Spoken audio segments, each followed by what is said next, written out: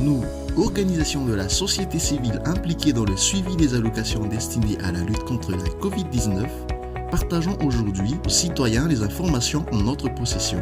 Le 15 avril dernier, le ministère de l'Économie et des Finances a publié un communiqué pour faire connaître au public les financements alloués par les partenaires techniques et financiers et a présenté un montant de 457,1 millions de dollars, dont 75,4 millions de dollars encore en négociation, apportés par 5 entités.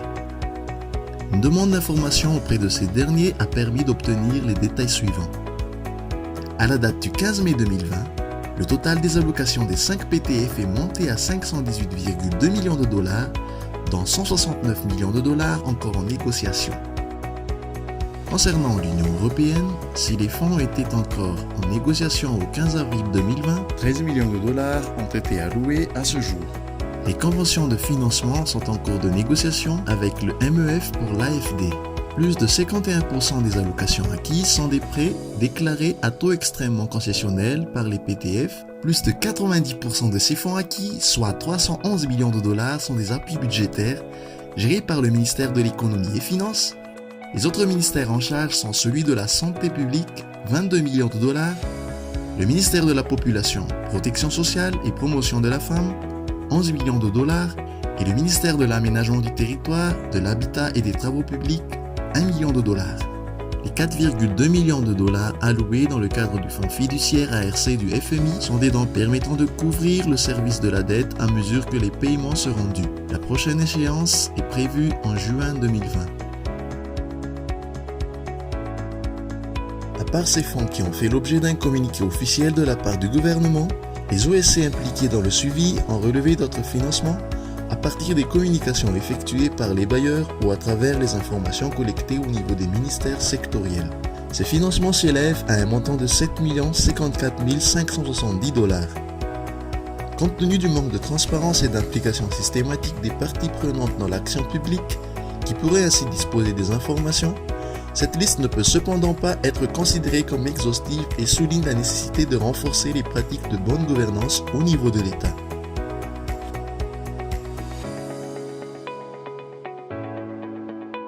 La primature n'a pas répondu à nos demandes d'information, mais d'après les documents collectés, pour le ministère de la Santé, le plan d'urgence sociale coûterait 47 820 477 dollars, avec un gap de financement de 26 494 567 dollars.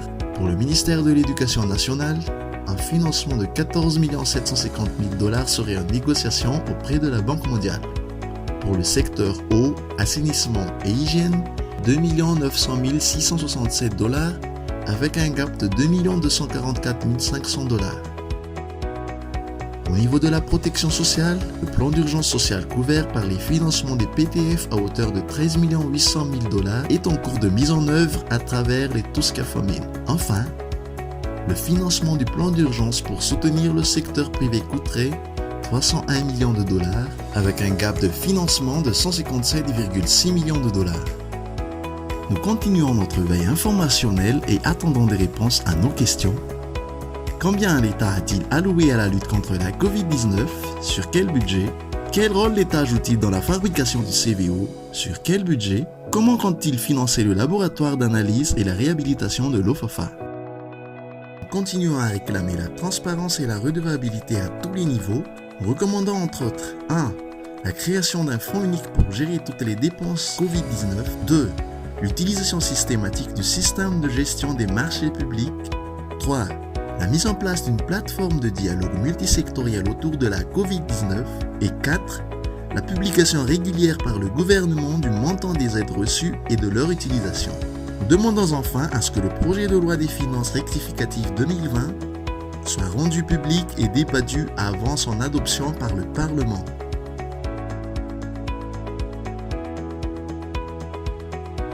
Veillons ensemble pour couper court aux abus.